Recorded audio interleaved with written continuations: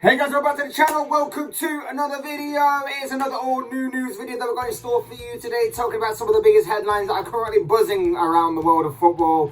Got some big headlines to dive into, but before I get into all of that, I would like to remind you all to please like the video and also subscribe if you're new. Both things are always and forever be greatly appreciated. But for now, let's get into the headlines. Okay, so there's only really one place to begin. It is, of course, last night's Champions League action. The second leg of the semi-final of the first game was played out last night between Villarreal and Liverpool. And it is Liverpool who have secured themselves a ticket to Paris to play the Champions League final following a 5-2 aggregate scoreline, 3-2 on the night in Liverpool's favour. It was a 5-goal thriller, a tale of two halves, to use an old cliche in the world of football, because last night's game was just really crazy. Liverpool, of course, went into the game with a 2-0 lead following their first leg tie at Anfield, in which there was an own goal and a Sadio Mane goal, which helped Liverpool across the line in the first leg. Liverpool took their 2-0 lead to Spain, to Villarreal, to face Unai Emery's side in the second leg. And for the first half, it was a little bit scary for the Reds, because Villarreal came out the traps and played extremely well and thwarted Liverpool in everything that they attempted or tried to attempt to do. Villarreal got a very early goal, and it proper riled up the crowd. It was a complete hostile environment for Liverpool to be in right from the word go. But that goal certainly increased and intensified the crowd to a point where Liverpool just couldn't even string two passes together. More bad passing. There was just bad performances all around in that first half. Naby Keita was terrible. Robertson was at fault for the first goal. Trent Alexander-Arnold was at fault for the second goal that soon followed, where Villarreal actually took a 2-goal lead into half-time with them. Naby Keita was poor. Thiago was uncharacteristically poor. There were just poor performances all round for Liverpool. There was no one that could really say that they stood out in what was a dreadful and an abysmal first half, in which partially Liverpool were not playing well, but you have to give full credit to Unai Emery's side, who were a lot different to the Unai Emery side that we saw at Anfield last week. But at half-time, at 2-0, it was either a sense that Villarreal were trying to manage the game and trying to sit back a little bit and then go again later on in that half, try and keep the score at 2-0 for a while, or they just didn't know whether to stick or twist. They didn't know whether to go for the neck of Liverpool whilst they were on it, or whether to just hold off a little bit and go again later on in the game. And it was that kind of hesitation that allowed Liverpool back into the game. Jurgen Klopp obviously said something to his players at half-time. He also made a change. He brought on Luis Diaz, and Diaz was the game changer. Diaz, an absolute baller. I'm running out of superlatives to talk about this guy with, because he is absolutely insane and has been since obviously his arrival back in January. He completely changed the game for Liverpool. They stuck him on wide left as per usual. He absolutely was a nightmare to that Villarreal defence, going outside, cutting inside, shots, passes, key parts, and of course eventually the pressure all told. Salah found Fabinho, who smashed home through the Villarreal goalkeeper's legs. The Villarreal goalkeeper, by the way, had an absolute nightmare in that second half. He didn't look convincing in the first half, and I really thought that Liverpool might play into that more in the second leg, but it wasn't until obviously the Fabinho strike that they really saw how poor this goalkeeper was, because that he really should have done better with that one. Trent Alexander-Arnold made up for his mistake in the first half with the Villarreal second goal to set up Luis Diaz himself. His header, again, may have been better dealt with by a better goalkeeper perhaps, but it went straight through the goalkeeper and went into the back of the net to draw Liverpool level on the light and 4-2 up on aggregate. And then, again, the ball gets played through, Sadio Mane's on, the goalkeeper comes rushing out, he's channeled his in-prime Manuel Neuer, looking like the kind of goalkeeper you get on pro clubs whenever a goalie gets bored and just wants to run out. Mane simply rounds the oncoming goalkeeper and then just finishes into an empty net. and from there Liverpool held out. It was a very valiant and brave performance by Villarreal. They give themselves a lot of credit. No one was expecting anything of them. No one expected them to get to this far in the competition, let alone give Liverpool a bit of a scare in the second leg, especially after going 2-0 down in the first leg. But full credit to Unai Emery's side. They were incredible. Had some very good performances out there for the large part of the game. Gerard Moreno for that first half, he was only on one leg, and he still managed to be a bit of a nuisance of himself. But in the end, it was just the intensity, the mentality, and just overall the quality and the strength and depth, obviously, with that substitution of Luis Diaz, that really told the story of the two halves and the game overall. But yes, Liverpool are through to the Champions League final in Paris coming up later on this month. Jurgen Klopp has made history last night. He became the first manager to ever reach all 4 finals of the major competitions open to him in a single season. He's already won the Carabao Cup. The quadruple is still on. They're into the final of the FA Cup. They're now into the final of the Champions League. And like I keep saying, the Premier League title may not be in their hands, but they are definitely going to be looking to chase it down right to the wire, right to the final day. And if it's not enough, it's not enough. But they will go again in any of these finals that they've got coming up. It's an exciting time to be obviously a Liverpool fan right now. The quadruple very much, like I say, is on. It's going to be interesting to watch everything unfold as the season draws to its conclusion. And of course, it's going to be even more interesting tonight when Manchester City take on Real Madrid at the Bernabeu. Man City, of course, go into that game with a 4-3 lead overall, going into that second leg. It's going to be a very, very interesting and intense game, I'm sure. It's going to be, if the first leg's anything to go by, this leg will also be just as exciting, just as intriguing. And I, for one, cannot wait to see who Liverpool will be facing in the final in Paris of the Champions League coming up later this month. Will it be Pep Guardiola's Manchester City, or will it be Carlo Ancelotti's Real Madrid? I cannot wait. I've already said in my prediction that I think Real Madrid will manage to overturn the deficit and the aggregate scoreline, and I think that their experience and their Champions League heritage will win out in that tie. But I cannot wait to see what unfolds tonight when those two massive teams clash at the Bernabeu. It should make for a very, very interesting and an exciting game in prospect. But of course, last night did belong to Liverpool. Fair play to Villarreal, but Liverpool had too much for Villarreal to handle, and they will be booking their tickets to Paris for the Champions League.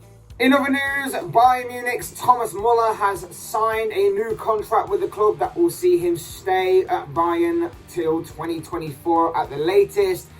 Muller's contract was set to expire next summer, but after some contract negotiations and everything that goes along with that, Muller has decided to remain at the club for the next couple of years or so. Since making his debut in 2008, Muller has made 624 appearances for Bayern in the senior squad, especially after rising through the ranks of the youth setup and the academy and so on and so forth. He's gone on to score 226 goals for the German outfit and assist 242 times. And of course, playing for Bayern, it also means that he is one of the most decorated footballers in the Bundesliga in Europe, having won tons of silverware during his time, including a couple of Champions League trophies, as well as numerous Bundesliga titles, German Cups, you name it. Muller has probably won it in Germany and across Europe as well. One of the most underrated players in modern times in German football and across Europe. Thomas Muller is exceptional. I think he's just so underrated. I just don't think he gets quite the plaudits and credit that he deserves. I would have loved to have seen him go, especially because obviously I follow a lot of Premier League. I would love to have seen him play in the Premier League at some point during his prime and everything. Would love to have seen how he would have done in a different league, but he decided to remain at Bayern. Cannot really blame him, really, when everything's going so well for him there in terms of silverware, and I'm sure financially he's sound as well. So fair play to Thomas Muller. He is staying at Bayern Munich for the next couple of years at least. And from one player who is definitely staying at their club and pledged their future to their club to another who might be, we come to Liverpool's James Milner, who allegedly in the past couple of days has had a contract offered to him by his current club of Liverpool, as they apparently want him to stay on at the club. According to Luke Edwards of the Telegraph, Jurgen Klopp has wanted him to stay even before the midfielder's great display against Newcastle at the weekend. Obviously, Milner's contract is up at the end of this season, and at 36 years of age, it was a bit of a toss of a coin as to whether or not Liverpool would want to keep him or whether they would want him to leave and bring forward some fresh young blood. And it seems that Jurgen Klopp wants James Milner to stay. Apparently, a new contract has been offered to the England midfielder, and in my opinion, I can kind of see the good and bad of this. I'm kind of remaining a little bit neutral on this because I can see the good and the bad in this, and I can understand why Liverpool would want this to happen, and I can understand why Liverpool wouldn't want this to happen, and why Liverpool fans wouldn't want this to happen. Obviously, it's James Milner. He's 36 years of age, but he's still looking like a machine. Obviously, he's happy, it seems, to be a squad rotation player. He's versatile. He can play across multiple positions, of course, so he can fill in the gaps wherever necessary. His leadership, his experience on and off the pitch, helping the young players at the club, obviously helping players on the pitch at the club. He offers so much, and I can understand why Jurgen Klopp finds him so reliable and would love to keep him at the club. And I think that obviously, again, if Milner's happy with the current situation, if Milner feels like he can still offer something at this club and still wants to challenge at this club and loves how the club is being run and everything, I don't see why Milner would himself want to leave. But at the same time, if he wants a new challenge, maybe he wants to go back to somewhere like Leeds, which he's talked about in the past. Maybe he'll want a new challenge elsewhere. Maybe he wants a bit more of a first team sort of role. Maybe he's looking for a coaching role. I don't know, because obviously he's getting towards the age, at 36 years of age, where many people would start to look at retirement as an option. But Milner looks like he can go on for a few more years yet. And his display against Newcastle at the weekend was a big example and a factor in that. So it's interesting to see what the future holds for James Milner, but allegedly a contract has been left on the table by Liverpool. Whether or not he takes it, we'll have to wait and see. For our next story, we come to Manchester City's Riyad Mahrez, who allegedly over the past couple of days has emerged as a target of one AC Milan. Now, currently, of course, Mahrez's contract at Manchester City is set to expire in 2023, and so speculation about his future has already begun brewing, whether or not Manchester City decide to cash in on Mahrez this summer, or whether they decide to run down his contract and lose him on a free next summer, or maybe even try to obviously offer him a new deal in the very near future to have him stay beyond that 2023 mark is obviously open to debate and really open to whatever Manchester City and Mahrez decide to do in the near future. However, over the past couple of days or so, it has emerged that Mahrez is allegedly a target of AC Milan. Milan are said to be monitoring this situation regarding Mahrez, who could be interested in obviously switching the Premier League to Serie A in the near future, depending on how things work out there. Mahrez is obviously 31 years of age. He's been a key part of Pep Guardiola's squad since his arrival at the Etihad. Obviously, been really successful there, scored plenty of goals, plenty of assists, won numerous pieces of silverware, had a very decent career at Manchester City, and of course even before that, when obviously he was a part of that incredible and phenomenal Leicester City squad that of course won the Premier League title many years ago. Be interesting to see what happens with this one. Obviously, again, it's a bit like the James Milner situation. Mahrez isn't getting any younger. He's currently 31 years of age. By the time his contract does expire at the club, he will obviously be 32. maybe that could be a sign that Guardiola would want to blood in someone new, someone younger at the club at that time to replace him. There's a lot of possible options between now and then that could happen, and obviously it could even take form this summer as well. Be interesting to see what happens with Riyad Mahrez going forward, but a link to AC Milan could be something to keep your eye on going forward. Elsewhere, Bournemouth are back in the Premier League. Last night was a massive game in the Championship between Bournemouth and Nottingham Forest. Both sides gunning for that final automatic promotion place. If Forest had won, they would have leapfrogged Bournemouth into second place. If Bournemouth had won, they would have confirmed their status as a Premier League team for next season. And it was a very tense and high pressure, high stakes affair last night between these two sides as they clashed. But in the end, it was Bournemouth who had just enough about them to get the job done on the night.